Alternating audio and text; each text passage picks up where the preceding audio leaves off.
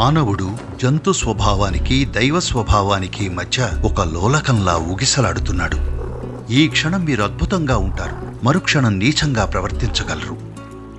మీలో జంతు స్వభావం బతికున్నంత కాలం దివ్యత్వం కేవలం ఒక కల మాత్రమే.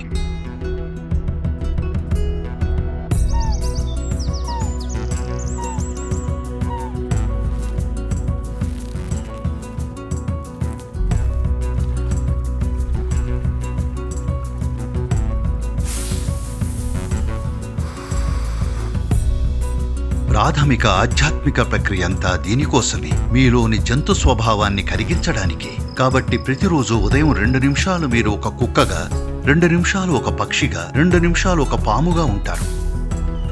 6 నెలలు రోజు దీన్నిలా చెయ్యండి. ఎవరైనా మిమ్మల్ని కెలికితే మీలోని కుక్క ఇప్పుడు గుర్రుమనడం లేదని గ్రహిస్తారు. దాన్ని నిద్రపుచ్చాం. అది జరగాలి. అది ప్రతి మనిషిలోనూ జరగాలి, అవునా?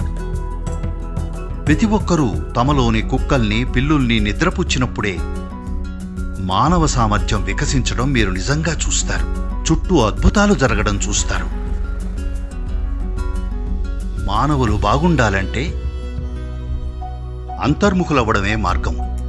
ఎందుకంటే మానవ అనుభూతికి ఆధారం మనలోనే ఉంది. వెలుగు, చీకటి మనలోనే జరుగుతాయి. బాధ, సుఖం మనలోనే జరుగుతుంది. సుఖదుఖాలు మనలోనే కలుగుతాయి. వేదన, మహదానందం మనలోనే కలుగుతాయి. కాబట్టి యోగా దినోత్సవం అంటే అర్థం పైకి కాదు, బయటకు కాదు, అంతర్ముఖులవ్వడమే ఏకైక మార్గం. ఇదే ప్రాథమిక సందేశం.